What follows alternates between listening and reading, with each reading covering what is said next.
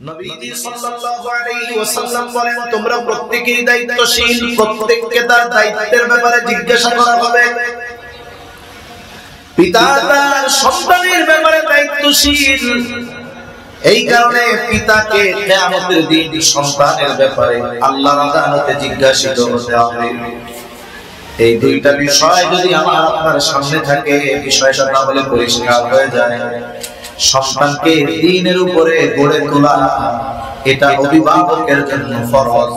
কোন সন্তানকে যদি তার মা বাবা দ্বীনের উপরে গড়ে না তোলে, কিয়ামতে আল্লাহর কাছে জবাবদিহিতার কাঠগড়ায় দাঁড়ানো লাগবে। আল্লাহ না করুন, হতে পারে ওই সন্তানের জন্য কিয়ামতে হয়তো ওই পিতা বা অভিভাবককে লাঞ্ছিত অপমানিত হতে হবে। এজন্য শরীয়তে ইসলামে সন্তানকে দ্বীনের উপরে প্রতিপালন করা এটা ফরজ। সন্তানের তারবিয়াত শুরু হবে কখন থেকে? স্বাভাবিক ধারণা হলো সন্তানের তারবিয়াত শুরু হবে সন্তান বড় হওয়ার পর থেকে। ৫-৬ বছর থেকে সন্তানের তারবিয়াত শুরু হবে, কিন্তু ইসলাম বলে ভিন্ন কথা। বরং ইসলাম জানায় সন্তানের তারবিয়াত সন্তান দুনিয়ায় আসা আগের থেকেই শুরু হবে।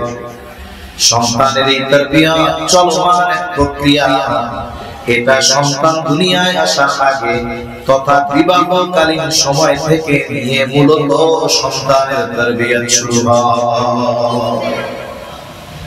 প্রসিদ্ধ একটা ঘটনা আছে, হযরত ওমর রাদিয়াল্লাহু তাআলা আনহুর কাছে লোক গেছে। ওই লোক গিয়ে অভিযোগ দিয়েছে, খলিফাতুল মুসলিমিন, আমার সন্তান আমার হক আদায় করে না। হযরত ওমর রাদিয়াল্লাহু তাআলা আনহু ছেলেটাকে চেপে ধরে বলেন, কি ব্যাপার, তুমি তোমার বাবার হক আদায় করো না কেন? এইবার ওই যুবক পাল্টা প্রশ্ন করে, খলিফাতুল মুসলিমিন, হক কি শুধু পিতা সন্তানের কাছে পায়, সন্তান কি পিতার কাছে কোনো হক পায় না? হযরত ওমর রাদিয়াল্লাহু তাআলা আনহু ওই সময় মৌলিক কয়েকটি গুরুত্বপূর্ণ হকের কথা বলেছেন। এর মধ্যে অন্যতম একটি হক হলো প্রত্যেকটা সন্তানের তার পিতার কাছে অন্যতম প্রথম ও প্রধান হক হলো একজন দিনদার মা। বলেন তো, সন্তানের আগে মা, এই দিনদার মা একজন সন্তানের অন্যতম হক। অথচ পিতা সন্তানের কাছে হক দাবি করতে পারে কখন? মনে করেন এই 4 বছর 5 বছরের এক বাচ্চারে তার বাপ যদি সকালবেলা বলে যে আমি তোর আব্বা না, তুই কালকে থেকে আমারে উপার্জন করে খাওয়াবি, রিকশা চালায় খাওয়াবি নাকি? বলেন তো, এটা কি হক আদায় করা হবে না সন্তানের উপরে জুলুম করা হবে? জুলুম করা হবে। পিতা মাতা সন্তানের কাছে হক পায় কখন? বলে সন্তান বালেগ হয়ে যাবে। এর আগে সন্তানকে অনেক কিছু শেখাতে হয়, কিন্তু চাপ দেওয়া যায় কখন? বলে বালেগ হবে যখন, বুঝবান হবে যখন। কিন্তু সন্তান পিতার কাছে হক দুনিয়ায় আসার পরে পায় না, বরং দুনিয়ায় আসার আগে পিতার উপরে একজন সন্তানের হক অলরেডি একটা জারি হয়ে যায়। দুনিয়ায় আসার আগে পিতার উপরে সন্তানের হক বাকি থেকে যায়। এজন্য একজন নেককার মা এটা শুধু সন্তানের হক নয়, বরং সন্তান তারবিয়াতে দ্বীনের উপরে গড়ে তোলার সর্বপ্রথম ও প্রধান অন্যতম একটা। এজন্য বিবাহের ক্ষেত্রে কোন গুণ দেখে বিবাহ করতে হবে নবীজি সাল্লাল্লাহু আলাইহি ওয়াসাল্লাম জানিয়ে দেন। নবীজি সাল্লাল্লাহু আলাইহি ওয়াসাল্লাম বলেন, তুনকাহুল মারআতু লিআরবাঈন, 4টি জিনিস দেখে চারটি জিনিস দেখে বিবাহ করা হয়।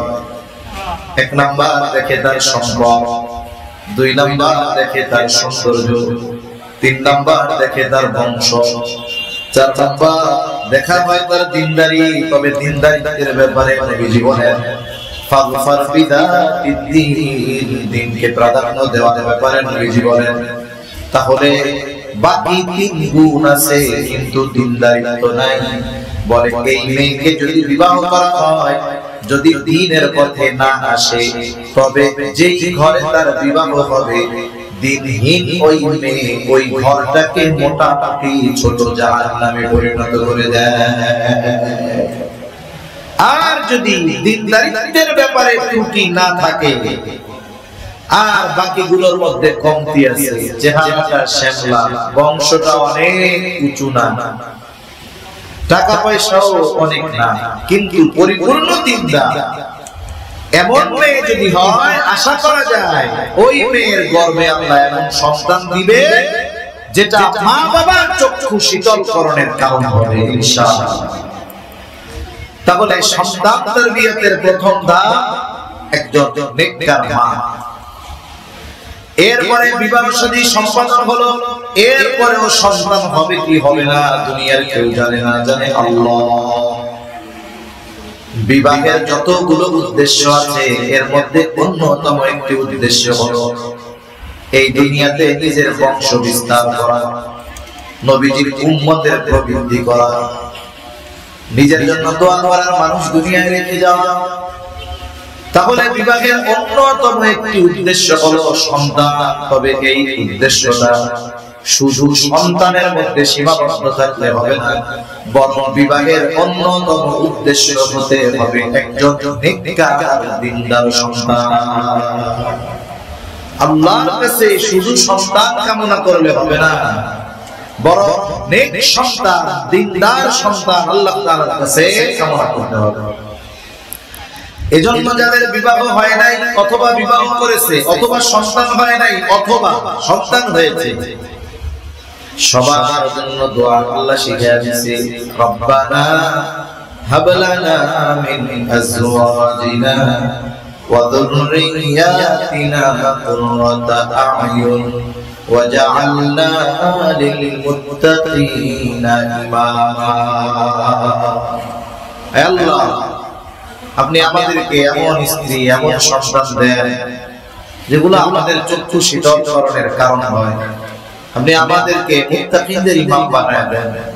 এইভাবে দোয়া সব সময় সন্তানের জন্য করতে হয়। আর নেক সন্তান যে দোয়া, এটা পয়গম্বর আলাইহিস সালামের সুন্নাত।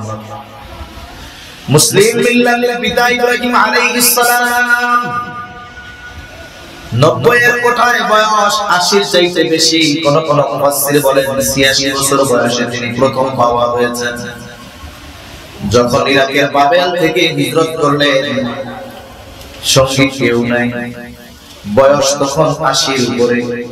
ইব্রাহিম আলাইহিস সালাম আল্লাহ তাআলার কাছে দোয়া করেন, রব্বি হাবলি মিনাস সালিহিন, হে আল্লাহ আমার একটা নেককার সন্তান দেন।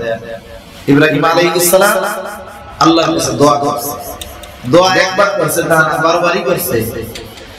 আল্লাহ তাআলা এই দোয়া কবুল করেছেন, জবাব দিয়েছেন, ফাবাশশারনাহু বিগুলামিন হালিম। আল্লাহ তাআলা বলেন, আমি তাকে একজন নেককার সন্তানের সুসংবাদ দিলাম, সহনশীল সন্তানের সুসংবাদ আমি তারে দান করলাম। তিনি চাইছেন নেককার সন্তান, আল্লাহ বলে তাকে আমি সহনশীল সন্তানের সুসংবাদ দিলাম। সহনশীলতা এমন এক গুণ, যেই গুণের মধ্যে অনেকগুলো গুণ সন্নিবেশিত থাকে। এইগুলোর মধ্যে থাকে সহনশীল ব্যক্তি যিনি, তিনি সাবির হন। সহনশীল ব্যক্তি যিনি, তিনি শাকির হন। সহনশীল ব্যক্তি যিনি, তিনি সাবির হন। সহনশীল ব্যক্তি যিনি, তার মধ্যে আনুগত্যের গুণ থাকে। এই ধরনের ভালো অনেকগুলো গুণের সমন্বয়ে একজন ব্যক্তি সহনশীল ব্যক্তিতে পরিণত হয়। আল্লাহ তাআলা বলেন, আমি তাকে একজন সহনশীল সন্তানের সুসংবাদ দিলাম। এরপরে আল্লাহ তাআলা সন্তান দিয়েছে। এখন এই সন্তান কেমন সহনশীল সন্তান? পিতার আদেশ মান্য করার ক্ষেত্রে, আল্লাহর আদেশ মান্য করার ক্ষেত্রে কেমন আনুগত্যশীল সন্তান, এটা আবার আল্লাহ তাআলা পরবর্তীতে প্র্যাকটিক্যাল পরীক্ষা করে দেখাচ্ছেন। সন্তান যখন একটু বুঝমান হয়েছে, বাবার সাথে চলতে পারে, এই সময় আল্লাহ তাআলা পয়গম্বর ইব্রাহিম আলাইহিস সালামকে স্বপ্নে দেখাইছে যে তিনি তার ওই কলিজার টুকরা সন্তানকে জবাই করিতেছে। আল্লাহ তাআলা কুরআনুল কারীমের মধ্যে বলেন, ফালাম্মা বালাগা মা'আহুস সা'য়া ক্বালা ইয়া বুনাইয়া ইন্নী আরা ফিল মানামি আন্নী আযবাহুকা ফানজুর মাযা তারা। যখন বাবার সাথে চলার মতো বয়সে ইসমাঈল আলাইহিস সালাম উপনীত হয়েছে, ইব্রাহিম আলাইহিস সালাম স্বপ্নে দেখছে। এই স্বপ্নের কথা সন্তানরা ঈসা বলতেছে, ইয়া বুনাইয়া ইন্নী আরা ফিল মানামি আন্নী আযবাহুকা ফানজুর মাযা তারা। হে আমার সন্তান, আমি স্বপ্নে দেখলাম যে আমি তোমারে জবাই করতেছি। ফানজুর মাযা তারা, এই ব্যাপারে তোমার মতামত কি, তোমার চিন্তা ভাবনা কি? দুনিয়ার সাধারণ মানুষের স্বপ্ন আর নবীদের স্বপ্ন এক নয়। ওই ছোট বাচ্চা সেও জানে আমার বাবার স্বপ্ন আর সাধারণ মানুষের স্বপ্ন এক নয়। বরং পয়গম্বর আলাইহিস সালাম যেই স্বপ্ন দেখেন, এই স্বপ্ন কি? তার মানে সন্তানকে জবাই করার নির্দেশ দিয়েছেন কে? আল্লাহ। ইব্রাহিম আলাইহিস সালাম আল্লাহর পক্ষ থেকে নির্দেশ পাওয়ার পর সন্তানের মতামত জানার দরকার কি? উনি তো নির্দেশ মান্য করবেন, এটাই স্বাভাবিক কথা। উনি তো নির্দেশ মান্য করবেন, তবে সন্তান আল্লাহর এই কঠিন নির্দেশের ব্যাপারে তার মনোভাবটা কি, এটা উনি দেখতে চান। আর আল্লাহ দেখাইতে চায়, দেখেন কেমন সহনশীল সন্তান আপনারা আমি দান করছি। সন্তানকে যখন বলা হলো ফানজুর মাযা তারা, সন্তানের জবাব ক্বালা ইয়া আবাতি ফাআল মা তুকমার সাতাজিদুনি ইনশাআল্লাহু মিনাস সাবিরিন। সন্তানের জবাব ইয়া আবাতি ফাআল মা তুকমার, বাবা আপনি যেই ব্যাপারে আদিষ্ট হয়েছেন, আপনাকে যেই ব্যাপারে নির্দেশ করা হয়েছে, আপনি সেটা সম্পাদন করেন। সাতাজিদুনি ইনশাআল্লাহু মিনাস সাবিরিন, আপনি আমাকে আশা করা যায় ইনশাআল্লাহ ধৈর্যশীলদের অন্তর্ভুক্ত পাবেন। আমাদের সন্তানদের যদি বলি ডাইনে যাও বামে যাও, আর ইব্রাহিম আলাইহিস সালাম বলতেছে যে তোমার জবাই করার নির্দেশ আসছে, সন্তান বলে আপনি যাও ওয়ালা আসছে, এটা বাস্তবে পরিণত করে। অনেক পিতা অভিযোগ দেয় সন্তান কথা শুনে না, ছোটবেলায় শুনতো না, বড় হয়েছে বড় শুনে না, ওরে যা কই ও আমার বিপরীত কামনা করে, ওর অভ্যাসে পরিণত হয়েছে। এই যে কথা না শোনার যত কারণ, এর মধ্যে অন্যতম কারণ যে এরা দুনিয়ায় আসার আগে আমি আপনি কয়দিন আল্লাহর কাছে দোয়া করছি, কয়দিন বলেছি আল্লাহ আমার একটা নেককার সন্তান দেন, কয়দিন তাহাজ্জুদে কান্নাকাটি করে আল্লাহর কাছে বলেছি আল্লাহ আমার একটা নেক সন্তান দেন। এই প্রশ্ন নিজের কাছে নিজে করতে হবে। এজন্য সন্তানের আচরণের উপরে পিতার আচরণের প্রভাব পড়ে। পিতা যদি নেককার হয়, ওই সন্তানের অনেক কিছু জিম্মাদারি আল্লাহ তাআলা নিয়ে নেয়। এজন্য সন্তান দুনিয়ায় আসার আগে সন্তানের ব্যাপারে অভিভাবকের অন্যতম দায়িত্ব সন্তানের জন্য বেশি বেশি দোয়া করা। তাহলে কি হবে? বলে সন্তানের অনেক পেরেশানি আমার থেকে দূর হবে, জিম্মাদারি আল্লাহ নিয়ে নিয়ে। যেমন কোরআনুল কারীমে একটা প্রসিদ্ধ ঘটনা আছে না, হযরত মুসা আলাইহিস সালাম খিজির আলাইহিস সালামের যে সফরের ঘটনা। খিজির আলাইহিস সালাম কিছু কাজ করতেন যেগুলো স্বাভাবিক সেন্সে মেনে নেওয়ার মতো সুযোগ নাই। এর মধ্যে সর্বশেষ যেই কাজটা উনি করেছেন, এক গ্রামে গেছেন দুইজনে ক্ষুধার্ত তৃষ্ণার্ত, খাবারের প্রয়োজন। এখন গ্রামবাসীর কাছে একটু খাবার চাইছে। গ্রামবাসী এত বখিল, কিপটা, এদেরকে একটু খাইতেও দেয় না। দুইজনে ক্লান্ত, এক দেয়ালের পাশে বসা, দেয়াল বাঁকা। এবার খিজির আলাইহিস সালাম মুসা আলাইহিস সালামকে নিয়ে ওই বেঁকা দেয়াল সোজা করছে। এই সময় কইতেছে এই যে দেয়ালটা সোজা করলেন, এর বিনিময়ে কিছু তো পারিশ্রমিক চাইলে খাওয়া দাওয়া যাইতো। এই যে এখন দুজনের মধ্যে চুক্তি যা ছিল, শর্ত ছিল, দুজন এখন বিচ্ছিন্ন।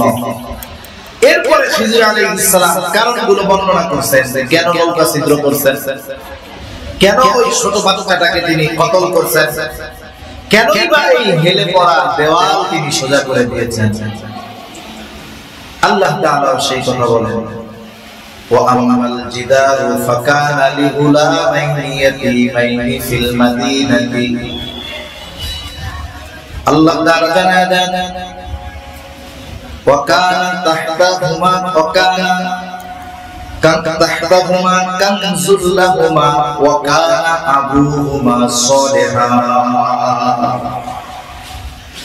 আল্লাহ তাআলা বলেন, খিজির আলাইহিস সালাম জবাব দিচ্ছেন যে এই যে দেয়ালটা দেখতেছেন বেকা দেওয়াল, ওয়া আম্মাল জিদার ফাকানা লিগুলামাইনি ইয়াতীমাইনি, এই যে দেয়ালের নিচে এই দেয়ালটা এই গ্রামের দুইজন ইয়াতীম সন্তানের দেয়াল।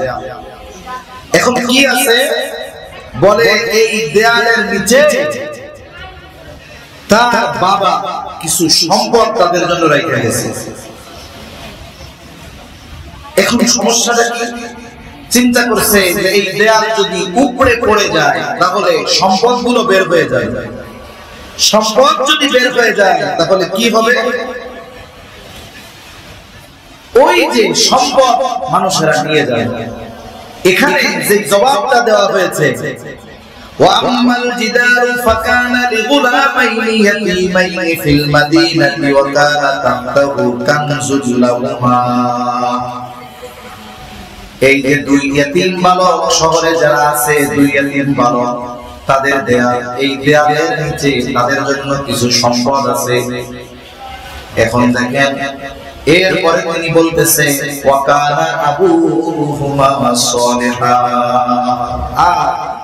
ওই যে দুই ইয়াতীম বালক, এই ইয়াতীম বালকের বাবা ছিল নেককার। এই ইয়াতীম বালক দ্বয়ের বাবা নেককার হওয়ার কারণে আল্লাহ তাআলা দুইজন নবীর দিয়া ওই ইয়াতীম বালক দ্বয়ের সম্পদ হেফাজতের ব্যবস্থা করেছেন। এজন্য আমরা যদি নেককার সন্তান চাই তাহলে আমাদের ওই রকম নেককার বাবা হওয়া দরকার, যেই বাবা প্রতিটা মুহূর্তে সন্তানের জন্য আল্লাহর কাছে দোয়া করবে, নেক সন্তান কামনা করবে, সন্তান দুনিয়ায় আসলে সে যেন নেককার হয় এই জন্য দোয়া করতে থাকে। আবার অনেকের অবস্থা এমন আছে বিবাহ করছে কিন্তু আল্লাহ সন্তান দেন না। সারা বাংলাদেশের সব ডাক্তার দেখাইছে সন্তান হয় না, বিদেশে গেছে সন্তান হয় না, সকল পরীক্ষা নিরীক্ষা দেশে বিদেশে করানো হয়েছে, বলে কোনো অসুবিধা নাই, কিন্তু সন্তান কেন হয় না এটা আমাদের জানা নাই। এইবার দুইজন চিন্তা করতেছে দুনিয়ার সব প্রচেষ্টা শেষ, তাহলে আমরা একটু খাস করে আল্লাহ তাআলার কাছে চাই। স্বামী স্ত্রী দুইজন আল্লাহর সন্তুষ্টির নিমিত্তে বাইতুল্লাহ জিয়ারতে চলে যায়, দোয়া কবুলের স্থানগুলোতে একনিষ্ঠতার সাথে দোয়া করে, দোয়া কবুল হয়ে যায়। দেখা যায় সফর থেকে আসার পরে বছর না ঘুরতেই আল্লাহ তাআলা তাদের কোলে চোখ জোড়ানো সন্তান দিয়ে ভরে দেয়। এরকম কয়েকজন লোকের কথা আমার জানা আছে যারা বাংলাদেশ ভারতে বহু বছর চিকিৎসা করার পরে বাচ্চা কাচ্চা আল্লাহ দেয় নাই, কিন্তু বাইতুল্লাহ গেছে, বছর করতে পারে নাই, আল্লাহ তাআলা তাদেরকে সন্তান দান করছে। আর এর ব্যতিক্রম কিছু মানুষ আছে যখন দেখে ডাক্তার চিকিৎসায় কাজ হয় না, এইবার বিভিন্ন এলাকার বাবা তালাশ করতে থাকে। বাবা চিনেন, অমুকের কাছে যা, ওরে বাবা যে কবিরাজ, একবারে এক ফুতে কাম হয়ে যায়। বিভিন্ন জায়গায় গিয়ে, মাজারে গিয়ে, কবরে গিয়ে বিভিন্ন তদবির নিয়ে নিজেদের ঈমান ইয়াকিন নষ্ট করে ফেলে, এমন লোক আছে না নাই? এজন্য সন্তান দেওয়া না দেওয়া একমাত্র ক্ষমতা কার? চাইলে তো অসুবিধা নাই, আল্লাহ চাইলে দিবেন, আল্লাহ না চাইলে দিবেন না। এজন্য আল্লাহ তাআলা বলেন ইয়াহাবু লিমান ইয়াশাউ ইনাফাহু ওয়া ইয়াহাবু লিমান ইয়াশাউ যুকুর আও ইউযাওয়িজুহুম যুকরানা ওয়া ইনাফা ওয়া ইয়াজআলু মান ইয়াশাউ আকিমা। আল্লাহ তাআলা যাকে চান তাকে কন্যা দেন, আল্লাহ তাআলা যাকে চান তাকে ছেলে দেন, আল্লাহ তাআলা যাকে চান তাকে উভয়টা দেন, আবার আল্লাহ তাআলা যাকে চান তাকে বান্দা বানায় রাখেন। এই জন্য ছেলে হোক বা মেয়ে হোক এটা দুনিয়ার কোনো মানুষের ইচ্ছায় হয় না, বরং ছেলে হোক মেয়ে হোক অথবা না হোক এই সমস্ত বিষয় যার ইচ্ছায় সংগঠিত হয় তিনি কে? আল্লাহই। আবার দেখেন ছেলে সন্তান চাওয়া এটা ইব্রাহিম আলাইহিস সালামের একটা আমল। উনি আল্লাহর কাছে বলছেন রব্বি হাবলি লিস সালিহিন, একটা ছেলে সন্তান চাইছে। এজন্য আল্লাহর কাছে ছেলে সন্তান চাওয়া ইব্রাহিম আলাইহিস সালামের একটা আমল। তবে চাইলাম ছেলে দিল আল্লাহ মেয়ে, রাগ হওয়ার সুযোগ আছে নাকি? রাগ হওয়ার সুযোগ নেই। আমাদের এই সভ্য সমাজে অনেক মানুষ আছে যারা একাধিক কন্যা যদি হয় তাহলে কন্যার উপরে রাগ হয়ে যায়, অথচ কন্যা যদি একাধিক হয় লস নাই তো? এর আপনি যথাযথভাবে দ্বীনের উপরে লালন পালন করেন, দ্বীন শেখান, দিনদার পাত্রের হাতে তুলে দেন, কিয়ামতে এগুলো এক একটা জান্নাতে পরিণত হবে। জাহান্নাম থেকে বাঁচার জন্য ওরা ওই দিন অন্তরায় হয়ে দাঁড়াবে। ঠিক কিনা? নবী সাল্লাল্লাহু আলাইহি ওয়াসাল্লাম জানালেন। সেই জন্য যদি কারো সন্তান আল্লাহ না দেয়, বছরের পর বছর সন্তান পাচ্ছে আল্লাহ দেয় না, খবরদার এমন কোন কাজ করা যাবে না যাতে ঈমান নষ্ট হয়ে যায়। বরং বুড়া কালেও তো আল্লাহ চাইলে সন্তান দিতে পারেন কি পারেন না? আরে মিয়া হতাশ হন কেন? আপনাদের কুমিল্লার গত সরকারের সময় মন্ত্রী ছিল না, রেল মন্ত্রী মুজিবুল হক, উনি যখন বিবাহ করছে কতজন কত ট্রল করছে, টিটকারি করছে, কত পচা কথা বলছে, কিন্তু আল্লাহর বান্দা তিনটা বাচ্চা আল্লাহ তাআলা তারে দিয়েছে। কতজন কত খোসামেশা কথা বলছে না যে 75 বছরের বগি এটা বাকি ইঞ্জিন বগি টানবে কেমনে, এরকম অনেক খোসামেরা কথা ওনাকে বলছে। অথচ আল্লাহ তাআলা তার সন্তান দিয়েছে, সন্তানগুলোর চেহারা অনেক সুন্দর। এজন্য আল্লাহ চাইলে বুড়াকালে দিতে পারে কি পারে না? পারে। যাদের হচ্ছে না সন্তান আল্লাহ তাআলার কাছে একনিষ্ঠভাবে চান, আল্লাহ তাআলা দিবে ইনশাআল্লাহ। হযরত জাকারিয়া আলাইহিস সালাম চুল দাড়ি সব পেকে গেছে। হযরত মারইয়াম আলাইহিস সালাম যখন বাইতুল মুকাদ্দাসের পাশে রুমের মধ্যে অবস্থান করতেছেন, আল্লাহ তাআলা ওনার মাধ্যমে চাইলেন আল্লাহর এক কুদরতের বহিঃপ্রকাশ ঘটাবেন। পিতাবিহীন হযরত ঈসা আলাইহিস সালামকে দুনিয়ায় পাঠাবেন। আল্লাহ তাআলা ইচ্ছা করলেন, আল্লাহর নির্দেশে জিবরাইল আলাইহিস সালাম ঈসা আলাইহিস সালামের রূহ ওনার গর্ভে ফুঁকে দিলেন। ওই সময় সন্তান যখন মাতৃগর্ভে আসে তার ভালো ভালো খাবারের প্রয়োজন। মারইয়াম আলাইহিস সালামের আত্মীয়-স্বজন তো জানে না যে সে সন্তান সম্ভবা।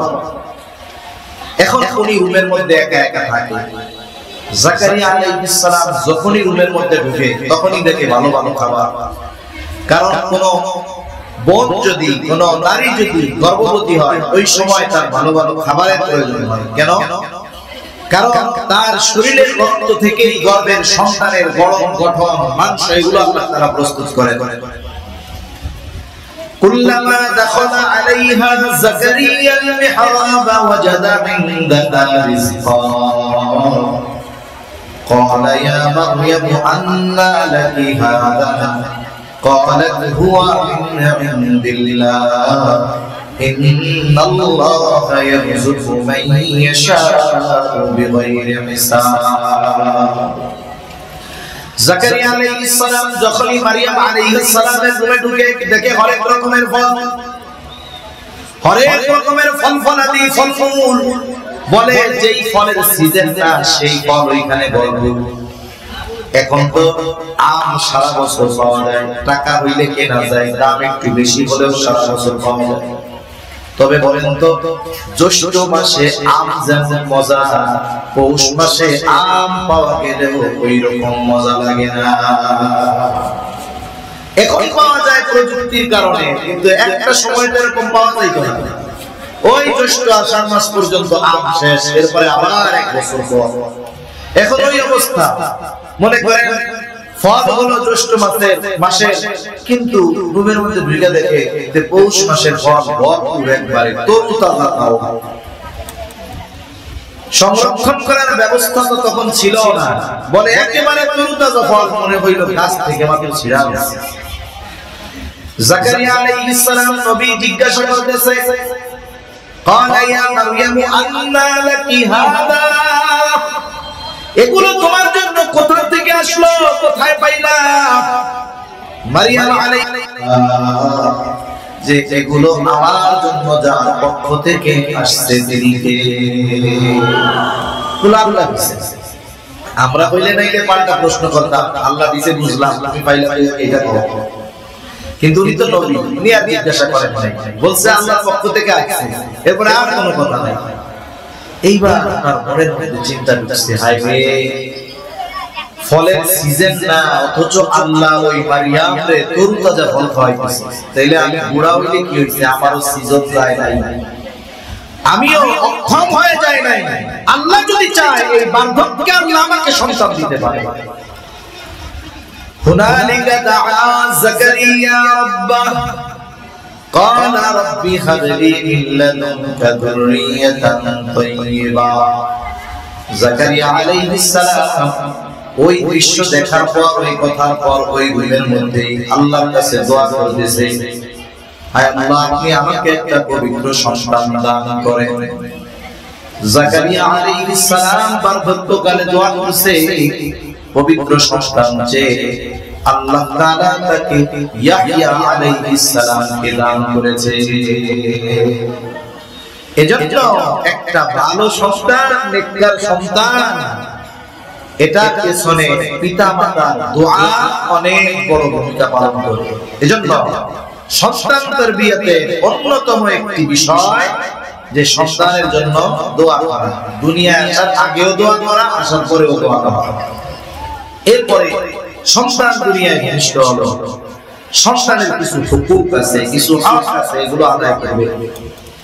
এরপরে সন্তান যখন একটু বড় হবে, একটু বড়, এরপরে সন্তান যখন একটু বড় হবে, কথা বললে মোটামুটি কথা নেয়, বুঝে, এরকম বয়স স্বাভাবিক 3 বছর হতে হতে মোটামুটি হয়ে যায়। 2-2.5 বছর থেকে মোটামুটি ও কথা নিতে পারে, বলতে পারে, হয়ে যায় অভ্যাস। এই সময় থেকে সন্তানদের বিয়েতে অন্যতম বড় এক কাজ হলো ওই শিশু মননে ঈমান আর তাওহীদকে সুদৃঢ় করা, কচি মনে ঈমান আর তাওহীদের বীজ বপন করে দেওয়া। কারণ বাচ্চারা যখন ছোট থাকে ওরা নরম কাদা নেয়। আমাদের অঞ্চলে মাটি দিয়ে তৈজসপত্র বানায়, প্লেট বানায়, গ্লাস বানায়, কাপ বানায়। আমাদের অঞ্চলে ওনাদেরকে বলে কুমা। একটা চাকা থাকে, চাকা মাটিটাকে সুন্দর মতো মিক্স করে নরম বানায়। এইবার কুমা চাকার মধ্যে মাটিটা রাখে, চাকাটা যখন ঘুরায় মাটিও ঘুরে। এইবার কুমার তার হাতে নৈপুণ্যতা দিয়ে, অভিজ্ঞতা দিয়ে ওই মাটিটাকে, কিছু মাটিকে গ্লাসে পরিণত করে, কিছু মাটিকে ফুলের টব বানায়, কিছু মাটি দিয়ে প্লেট বানায়, কিছু মাটি দিয়ে কাপ বানায়, কিছু মাটি দিয়ে ফ্রিজ বানায়। দেখছেন কি দেখেন নাই? চিন্তা করে বলেন তো, যদি কুমার যতই অভিজ্ঞতা সম্পন্ন হোক না কেন, কুমারের কাছে নরম মাটি না, শক্ত মাটি দিয়ে যদি বলা হয় এটা দিয়ে একটা গ্লাস বানায় দাও, পারবে? কোনো কাজে লাগবে না অভিজ্ঞতা। এই জন্য মাটি যদি নরম হয়, যেমন খুশি তেমন সেটাকে বানাতে হবে। ওই রকম ভাবে অন্তর শিশু, এই কোমল হৃদয়, কোমল যতক্ষণ আছে, এই সময় আপনি বীজ বপন করবো। এই যে গাছ লাগায় বর্ষার সময় গাছ লাগাইতে বলা হয় কেন? শক্ত মাটির উপরে আপনি আমি যত ভালো বীজ দেই না কেন, ওইটার দ্বারা গাছ হবে না, ওইটা এমনি শুকাইয়া শেষ হয়ে যায়। কিন্তু মাটি যদি নরম থাকে, ধান লাগান, গাছ লাগান, যাই লাগাই না কেন, আশা করা যায় এটা এক সময় দাঁড়াবে। ফল গাছ হলে ফল দিবে, ফুল গাছ হলে ফুল দিবে, কাঠের গাছ হলে কাঠ দিবে। ঠিক কিনা? এজন্য ছোটবেলা থেকে ঈমানি তারবিয়া, ঈমান শিক্ষা দিতে হবে বাচ্চাদের। হযরত লোকমান সন্তানকে ঈমানের শিক্ষা দিয়েছেন। আল্লাহ তাআলা সন্তান প্রতিপালনের এই পদ্ধতি কত পছন্দ হয়েছে। সন্তানদেরকে করা এই নসিহতগুলো আল্লাহর কাছে কত পছন্দনীয় হয়েছে যে আল্লাহ তাআলা হযরত লোকমানের নামে একটা সূরা দিয়া ওই সূরার মধ্যে সন্তানদের করা উপদেশগুলো আল্লাহ তাআলা উম্মতে মুহাম্মাদের জন্য নাযিল করেছে। এক নম্বর উপদেশ ছিল হযরত লোকমানের সন্তানের ব্যাপারে। وَإِذْ قَالَ لُقْمَانُ لِابْنِهِ وَهُوَ يَعِظُهُ يَا بُنَيَّ لَا تُشْرِكْ بِاللَّهِ।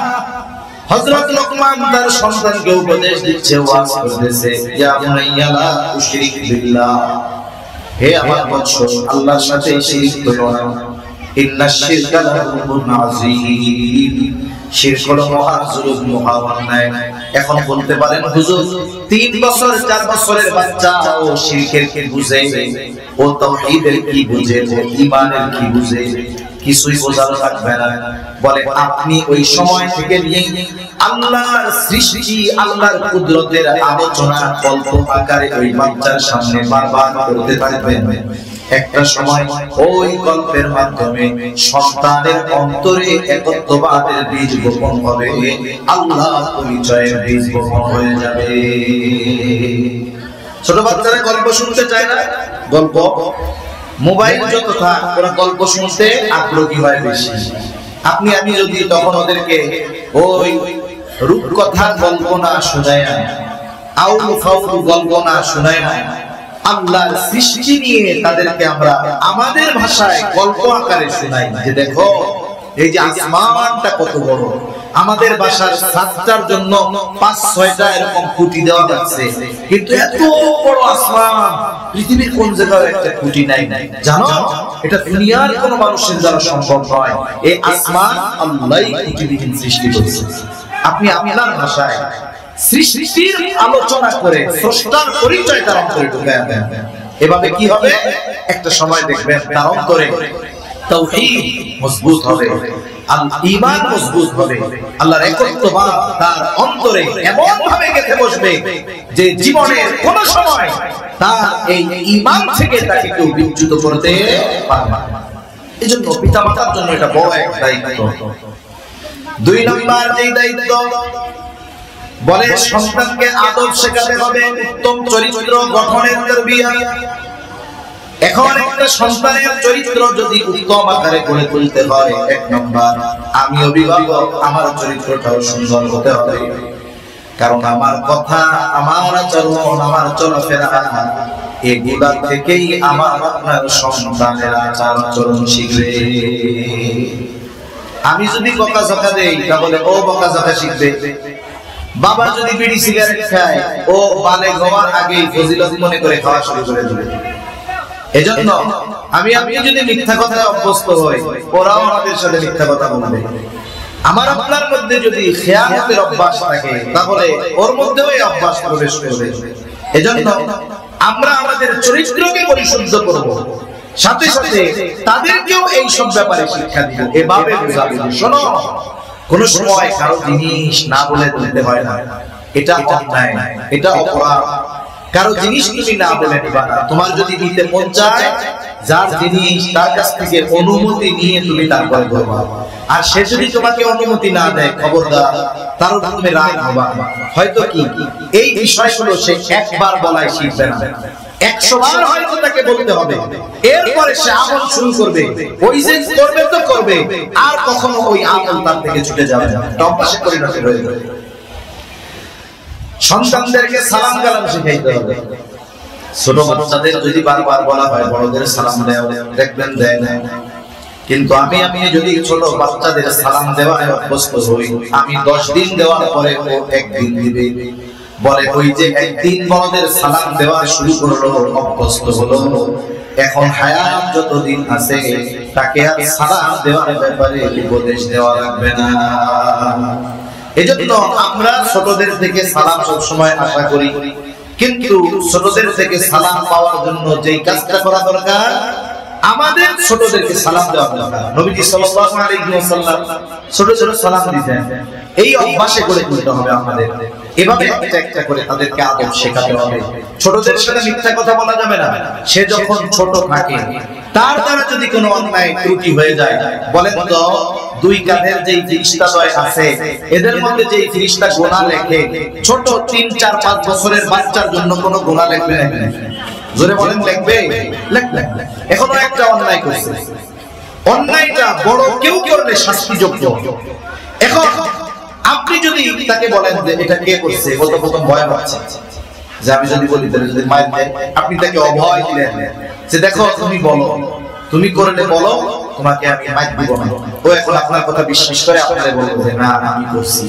এখন আপনি যদি মাইর লাগাই তাইলে আমার প্রতি ওর বিশ্বাস নষ্ট হবে, ভবিষ্যতে মিথ্যা কথা বলবে। এখন কি করণীয়?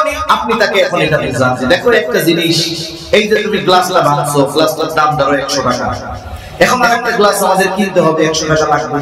তা এই 100 টাকার গ্লাসটা যদি তুমি না ভাঙতা তাহলে তোমারে তো আমি 100টা চকলেট কিনে দিতে পারতাম। এখন গ্লাস যে ভাঙলা আমার ক্ষতির চাইতে তোমার ক্ষতি বেশি হয়েছে, সেজন্য এই সমস্ত জিনিস যদি নষ্ট করো তাহলে লস আমার না, লস হবে তোমার। এখন তুমি কি করবা? এই যে আপনি যদি বারবার তাকে এইভাবে বলি তাহলে সে আমাদের কথাগুলো গ্রহণ করবে, সাথে সাথে ওই যে সত্য বলার যে আস্থা আমার আপনার উপরে পেল, এই আস্থা আমার আপনার উপরে থাকবে। বড় হওয়ার পরেও যদি কোনো অন্যায় হয়ে যায় ও লুকাবে না, মিথ্যা কথা বলবে না, বরং সে সত্যটা আমার আপনার কাছে বলবে। এইভাবে সন্তানদেরকে উত্তম আখলাকের উপরে গড়ে তুলতে হবে। 3 নাম্বার তারবিয়া, দ্বীন ইলম ও আমলের ব্যাপারে তাদেরকে আগ্রহী করে তোলা। ছোট বাচ্চাদের পিটিয়ে এগুলোর ব্যাপারে আগ্রহী করে তোলা যায় না। আমাদের দেশে আমরা তো সব নামাজ মসজিদের মধ্যে পড়ি, কিন্তু সুন্নাত নফলগুলো যদি বাসায় পড়ায় অভ্যস্ত হতাম, আমাদের ছোট বাচ্চারা ওরাও দেখতেন নামাজ পড়ার ব্যাপারে আগ্রহী হতো। অনেক পরিবারে এমন আছে যে ছোট বাচ্চাটা জীবনে কোনোদিন তার বাবাকে ঘরে নামাজ পড়তে দেখে না। এখন সে যদি বাবারে দেখে যে বাবা সুন্নাত পড়তেছে, আলহামদুলিল্লাহ, কথা শেষ করে দেয় 1 মিনিটের মধ্যে। যদি ছোট বাচ্চা দেখে যে আমার বাপ নামাজ পড়তেছে ঘরের মধ্যে, ও ল্যাংটা থাকলেও, টুপি না থাকলেও, টিফিন বাটি মাথায় দিয়ে হলেও ও আব্বার সাথে আল্লাহু আকবার বলে নামাজে দাঁড়িয়ে দিয়ে, ঠিক কিনা বলেন? এই যে বাবারে দেখতেছে আগ্রহ পয়দা হচ্ছে। কয়দিন পরে ও বাবারে বলবে আমি তোমার সাথে মসজিদে যাব। এই যে ছোট বাচ্চা 5-6 বছর হয়েছে, এখন আস্তে আস্তে মসজিদে যাওয়ায় অভ্যস্ত হলো। বলেন তো যেই বাচ্চা 4-5 বছর থেকে মসজিদে যাওয়ায় অভ্যস্ত হয়ে যায়, 14 বছর বয়সে ওরে কি পিটিয়ে মসজিদে নেওয়া লাগবে নাকি? লাগবে না। এজন্য সন্তানের এই বিষয়গুলো প্রতিপালনের ক্ষেত্রে সর্বোচ্চ গুরুত্ব দেওয়া দরকার। আর এই বিষয়গুলো বিশেষ করে জন্মের পরে যেই তারবিয়াত, এগুলো অনেক অভিভাবকের পক্ষে সম্ভব হয় না। এজন্যই এই দায়িত্ব মারকাজুল ইলমি, এই মাদ্রাসা, এইরকম মাদ্রাসাগুলো নেয়। এরা ঈমানের তাওহীদের বীজ সন্তানদের অন্তরে বুনে দেয়, গেঁথে দেয়, সাথে সাথে আদব আখলাক উত্তম চরিত্রের আলোকে গড়ে তোলে। সাথে সাথে আল্লাহ রাসূলের নির্দেশ 7 বছর বয়সে নামাজের আদেশ দাও, 10 বছরে নামাজ না পড়লে প্রহার করো, বিছানা আলাদা করে দাও। কিন্তু এই মারকাজুল ইলমির যে ছাত্র, ওকে 7 বছরে নামাজের আদেশ দেওয়া লাগে না, ও 6 বছরে আল্লাহ চাইতো পাক্কা নামাজি হয়ে যায়, ঠিক কিনা বলেন?